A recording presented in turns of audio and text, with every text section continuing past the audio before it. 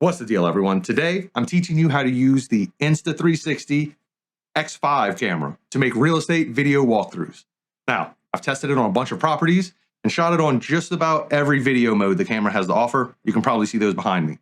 Not including resolutions and speeds the camera can shoot in. My goal is to teach you the best settings for your specific use case, depending on what part of the property you're filming and the goal of your overall video, because not every video has the same goal.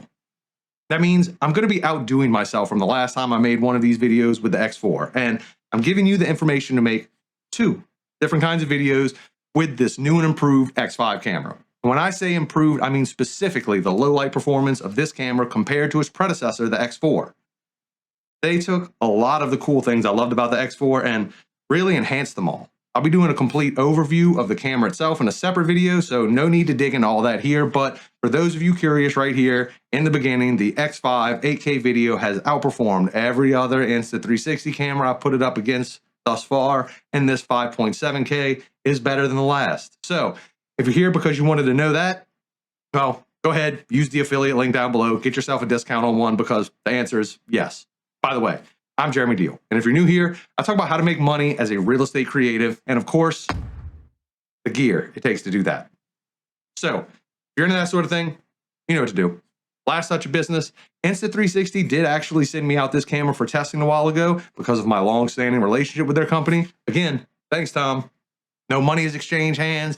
They have no say-so in the video or the processes I talk about. Those are all my own. Just saying, keeping things on the up and up. All right, the gear required is extremely minimal, so it's a perfect starting point for anyone trying to offer a new service or jump in at one for a smaller starting price. Other than the X5 itself, all I use is this, the basic selfie stick, and the tripod legs attached, of course. This helps create a great counterweight when moving, and it's great to set down when not in use, but if you have something else you prefer, feel free to use that. Just know that hand holding is not a real option here. The shake will be too much, and the way you have to hold the camera, you'll kind of show your fingers in the final clips, especially if you're using vertical format instead of horizontal, so you're gonna have to crop in extra tight. I use the selfie stick so I can pinch the base right under the connection point with just two fingers, just like this, and hold the entire rig nice and gently as I move. Holding on too tight can create jerking motions when moving too fast and stomping around the property. You want the highest quality video without any signs of the stitch line?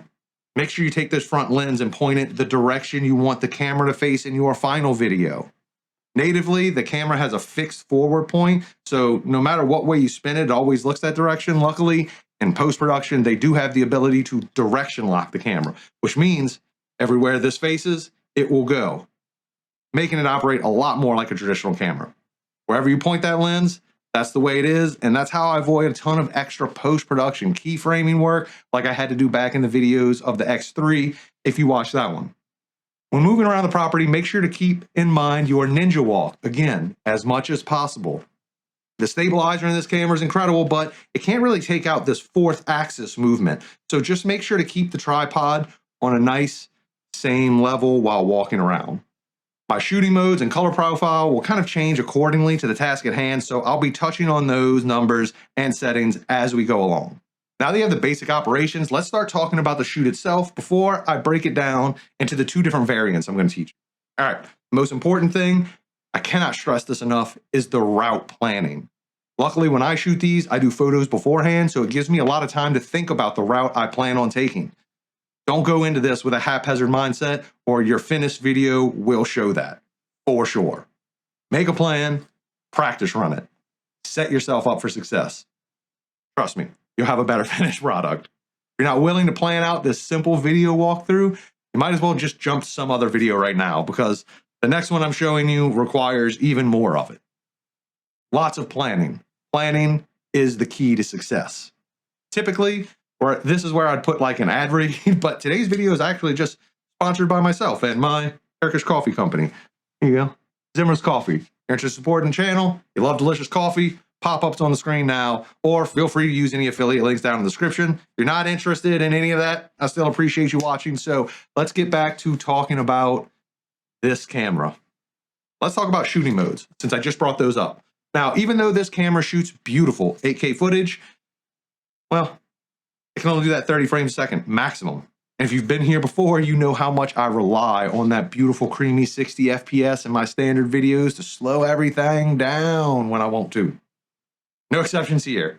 I'm actually going to give you the two different shooting modes I use and why. My go-to mode is going to be the standard video mode of 5.7K at 60 frames a second. The highest quality the camera offers at a higher frame rate, and I can't say it's the only way to go. It's just my preferred method. During your planning stage, you should have also been paying attention to the lighting in the house because that's how you're going to determine the best shooting mode and settings for your specific run in the house that you're shooting. Obviously, every house is going to have bright rooms and dark rooms. But what you need to decide is the property's overall brightness. You feel like 60% or more of the house is very well lit and substantially bright? Or do you feel like 60% or more of the property is dark, low, and dungeony? If your property is lit well, then using that 5.7K 60 frames a second is going to work incredibly. If instead you're working in that previously mentioned dungeon and you'll need as much boost as possible, that's when you can go into pure video mode. You're going to lose the 60 frames a second, go back down to 30. So if you're going to have to pay some extra attention on site onto how smooth and slow you actually move, but you can notice a slight difference in the two modes when you enter those dark spaces, especially in post-production.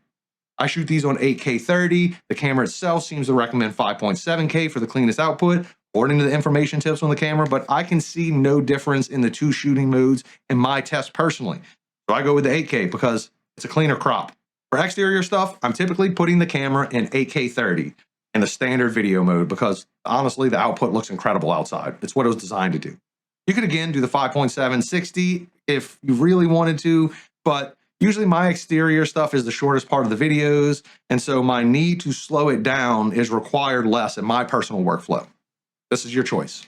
The rest of the video is going to be focused on the two different variations of this walkthrough video, and they will both have to do with how much or how little post-production work you're comfortable doing. Keep in mind, if you're not comfortable with post-production work at all and just want to send it to someone who is, you can always reach out to my editing team, wegotetitors.com. They're not sponsoring this video, they're just the company that I personally use for my editing workflow, and I send these videos off to whenever I don't feel like doing it myself. If you're someone who knows very little about post-production workflows and just want to produce something for as little cost as possible without sending them off, but you are willing to do a little bit of work yourself, well, this first method we're covering, it's for you, and I call it the basic walkthrough. You're going to want to leave all your color settings set to standard. If you're completely obsessed with color toning and grading, you can shoot in iLog mode, but just realize this is not a true raw or log, just a desaturated mode. So if you're treating it like log, you're going to be disappointed. As a matter of fact, you're going to leave it all set to stock because they really are great options for this camera in particular. You can fiddle around with some stuff, but if you don't know what you're doing, stock and the way it comes is perfectly fine. The only thing you might want to consider changing would be your exposure compensation and change that to +3, especially if you're in a dark house. You're going to put it on 5.7K, 60 frames second setting, and you're going to walk the entire property in one go, starting outside, up to the front door, moving through the property, and ending in the backyard. This will allow you the easiest edit back in post and the options to edit all in Insta360 Studio app because it has a speed ramper built in natively. It really is that simple to get something that looks good straight out of the camera. But for anyone paying someone else to edit it or wanting more advanced process of shooting and editing to create the best video possible, I refer again to that iLog earlier. It's time to move into the second method, and I'm calling this one, I guess, the advanced walkthrough. Now, what makes this technique special is that it's not actually a walkthrough video. I mean, it is and it isn't because it just looks like one shot, but it is not. This is where you take all that information I just gave you and put it to use because we're using the best settings for each scenario to make the best video here. Get it? All right, good, let's continue. Since you already planned your route, you already know where you can put breaks in your video. Anytime you have to cover long distances, it's an easy place to cut to a new shot and new setting between those speed ramps. For this one, let's start out in the front with 8K 30 and treat it as though you would any other walkthrough video. But when you reach the front door, you can cut scene. Now you're going to switch over to your interior settings for the first set of rooms you'll be entering. Open the door, take a few steps back out the front door, and then continue your walkthrough as though you never stop. And that'll make a super easy speed ramping transition, allowing you always to use the best shooting mode for the room you are in instead of the basic mode where you have to select a single shooting mode for the entire video. We're trying to make the best videos here, not the easiest anymore. We already did that. My secret sauce for this part is exactly what I just mentioned. If you want the speed ramp transition to work as good as possible, don't cheap it out when filming. You need to expand past where you want to stop, and then you need to begin further back than you wanted to start. What I'm saying is there has to be overlap of the two merging scenes if you really want to sell this effect as real. You know what to do from here. Rinse, repeat, use your best judgment on where to cut scenes, switch modes for darker rooms or brighter ones, and until you get to the rear exterior where you can once again cut back to that beautiful 8K mode. I personally use DaVinci Resolve as my editing platform of choice. So if you're interested in seeing how I put one of these videos together, comment down below and we can do that. Or you can watch my X4 where I go through the whole workflow at the end. You could also join my membership here where I put a lot of full real estate video edits using DaVinci Resolve and some other random stuff as well. Also, let me know in the comments below if you have any questions. I might not have covered something you want broken down more granularly. I do monthly video deep dives to question channels. Nope, that's not right. To channel questions. So I might answer it in one of those future videos. Again, consider buying some of my delicious coffee for the channel or use one of these affiliate links down below to get us both a little bit of lagniappe. Also, consider checking out this next video right over there. YouTube thinks you're going to like it. Catch you next time.